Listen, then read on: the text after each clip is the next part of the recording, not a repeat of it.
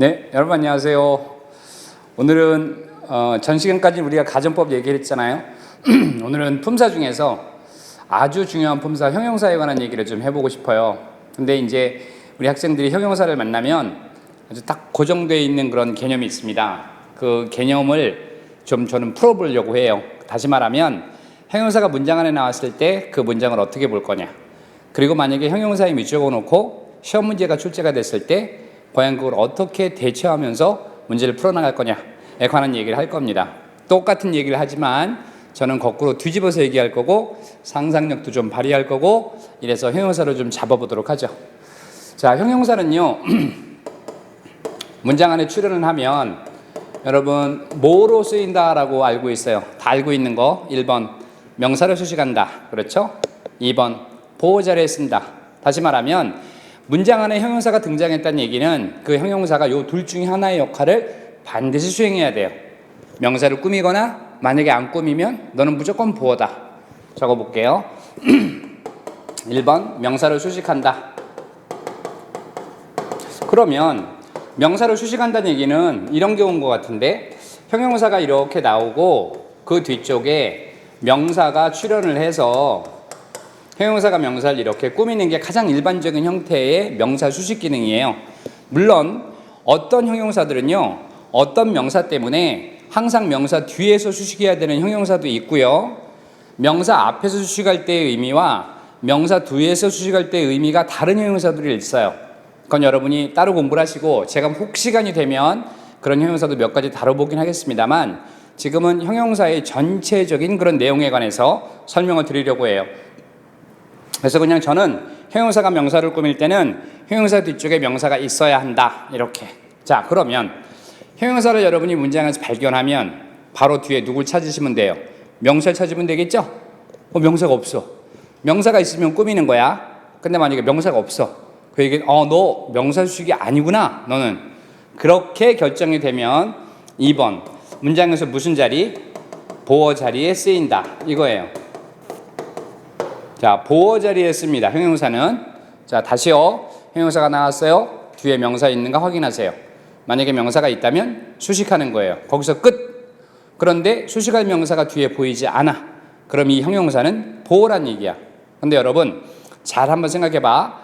보어 그러면 여러분 머릿속에 띵띵 떠오르는 두 가지 형식이 있을 것 같은데, 그쵸? 이 형식과 오 형식이 있겠죠. 이 형식은 주어, 동사, 보어, 이 형태를 만드는 거고, 오 형식은 주어, 동사, 목적어, 목적격, 보어, 이 구문을 만들죠. 그래서 1형식, 3형식, 4형식, 얘들한테는 보어가 없잖아요. 그렇죠?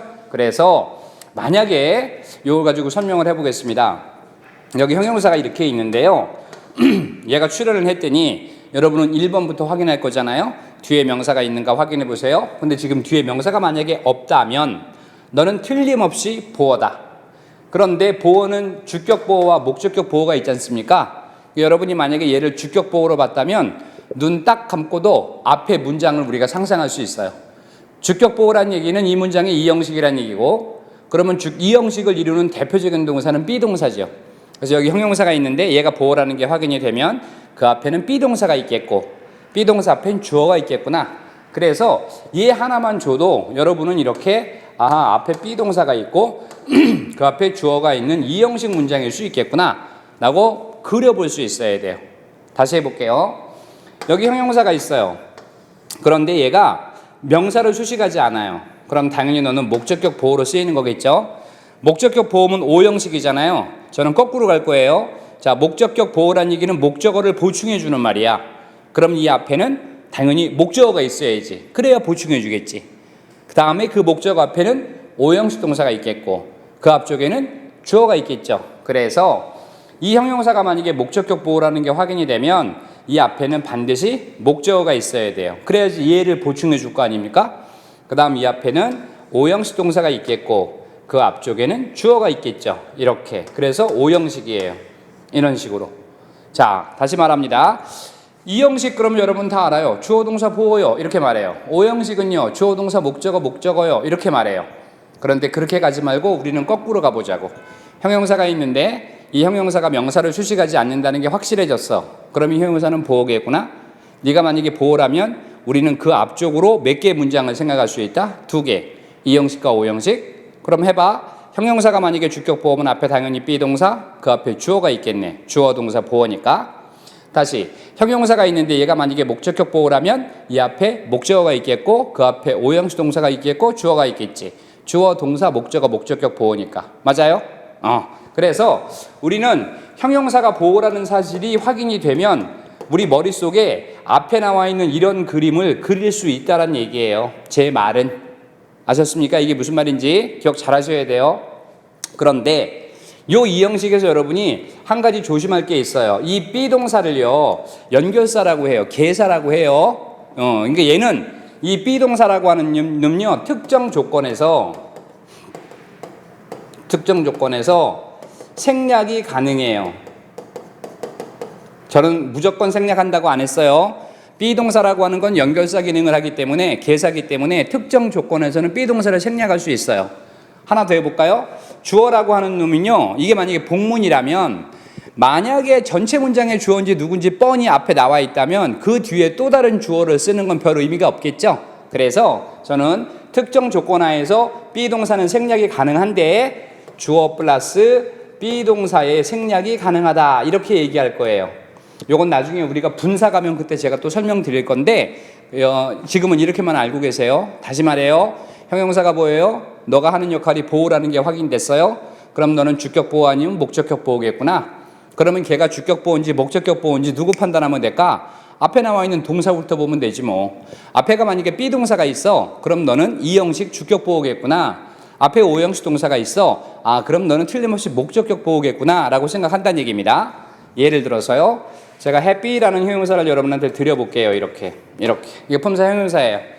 그런데 뒤에 아무것도 없습니다. 명사도 없고 이래요. 그럼 너는 무조건 보호겠죠? 그렇지. 네가 만약에 주격 보호라면 앞에 무슨 동사 깔아볼까? 비동사 하나 이렇게 깔아주면 돼. 그 다음에 주어. 여러분 쓰고 싶은 대로 써. She is happy. 그 여자는 행복하다.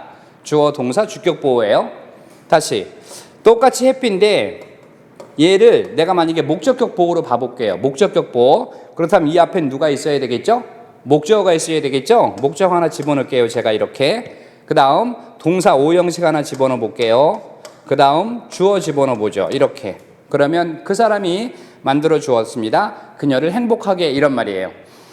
happy라는 게 보호로 사용되면은 반드시 이 문장 아니면 이 문장 둘 중에 하나가 등장을 해야 된다는 얘기입니다. 제 말은. 자, 잠깐 일로 다시 와서요.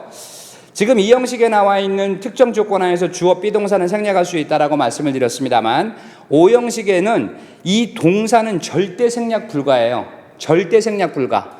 자, 그래서 happy라는 형용사가 여러분 눈에 보이는데 얘가 명사를 수식하지 않는 게 틀림없어 지금. 그건 확인돼서 뒤에 명사가 없으니까. 그런데 너는 지금 보호야 그러면. 맞잖아. 보호라면 주격 보호 아니면 목적격 보호겠지. 근데 앞에 만약에 아무것도 없다면 그냥 happy 하나만 있다면 여러분 머릿속에 무슨 생각할 거야? 특정 조건에서 앞에 주어 비동사가 생략되어 있는 거구나 라고 생각하시면 된다는 얘기입니다. 아셨습니까? 자, 여기까지는 아실 거고 관련된 예문을 한번 들어볼게요. The manager approached it. 매니저가 우리한테 접근을 했는데 full of apology. 사과로 가득 차 있었다. 문장 구조 분석해 보죠. The manager가 문장의 주어겠고 approach가 타동사. 그러니까 당연히 뒤에 us가 목적어예요.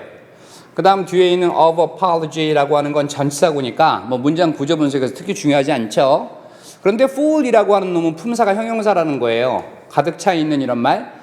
형용사가 문장 안에 보여요. 그러면 무슨 짓을 해야 됩니까? 1번 명사를 수식하라. 뒤에 보니까 명사가 없어요. 이거 전치사니까. 따라서 너는 100% 보호겠구나. 넌 틀림없이 보호구나. 맞죠? 근데 여러분 이 approach라고 하는 동사가 삼형식 동사거든요. 그럼 목적어 하나로 이 문장 끝나는 거예요. 삼형식이니까. 그럼 지금 이거 보호라면 이거 목적격 보호입니까? 이거 삼형식인데 그렇게 하는 것이 아니라 아까 말했던 것처럼 형용사가 명사를 수식하지 않아. 그럼 너가 보호라는 게 확정이 됐어. 그러면 앞에 문장에 몇 형식이 생각이 나야 돼. 2형식 아니면 5형식 구조가 생각나야 되겠지? 근데 앞에 문장 완전히니까 싹 빼보면 full 앞에 아무것도 없잖아요 지금. 맞아요? 그럼 무슨 생각해야 돼? 특정 조건 하에서 주어 비동사가 생략된 거구나 라고 생각해야 된다는 거예요. 이거 분사 구문입니다. 자, 그러면 이 앞에 제가 집어넣어 볼게요. 비동사 하나 집어넣으면 되죠. 시제는 과거고 주어는 매니저니까 was 이렇게 쓰면 되겠고요. 비동사. 그 다음에 주어를 안 쓴 이유는 얘를 굳이 표기하지 않아도 이거 한 주체가 누구라는 걸 알 수 있는 거죠. 사과한 건 매니저겠죠. he 이렇게. 얘가 지금 주어 비동사가 이렇게 들어가 있는 네가 주격 보호가 되는 거야. 그럼 이 문장은 틀렸죠. 왜 그럴까? 앞에 절이 나왔고 뒤에도 내가 절을 살렸다면 절이 두 개예요. 절이 두 개면 누가 필요해요? 그렇죠. 접속사가 필요하겠지. 따라서 이 앞에다가 and라는 접속사 하나를 이렇게 집어넣으면 되겠네. 그리고 해석해 보죠. 매니저가 우리에게 다가왔습니다. 그리고는 그는 엄청나게 사과했습니다. 이런 얘기죠. 사과로 가득 차 있었다 이런 말이니까.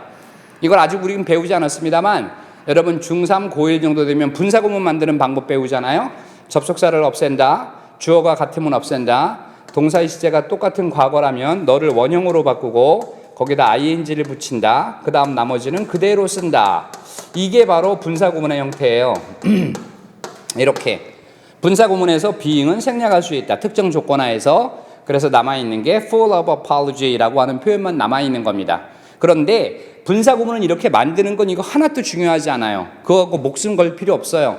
여러분 그냥 주어진 이 문장을 가지고 이 문장에서 네가 원래는 이런 문장이었구나 라는 걸 여러분이 파악할 수 있어야 됩니다. 그래야 문제를 풀어요. 자, 하나만 더 해볼까요? I thought, 나는 생각했습니다.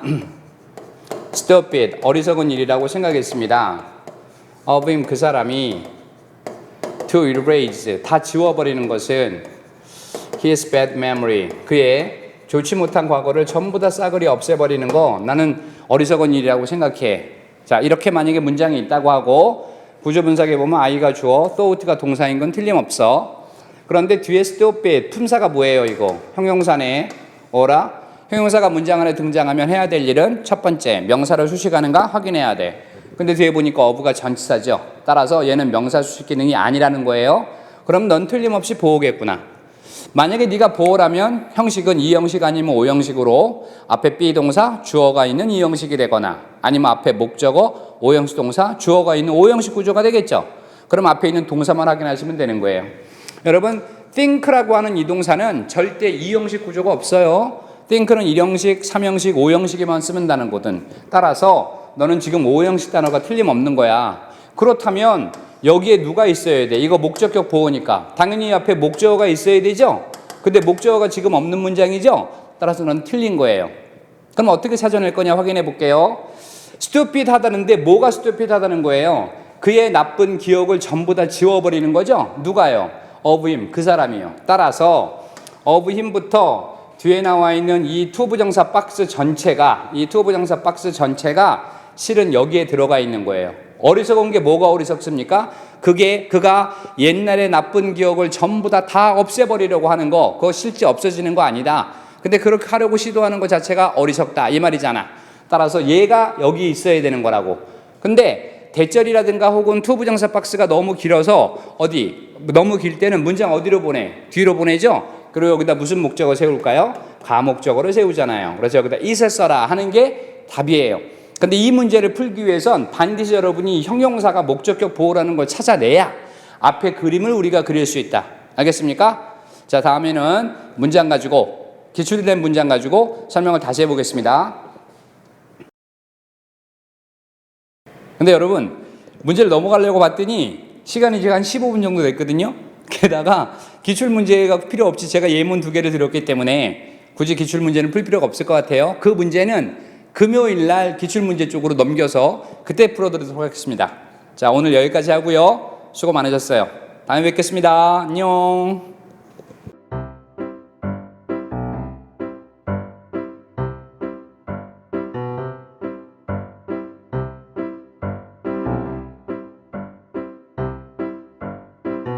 여러분 구독, 좋아요, 알림 설정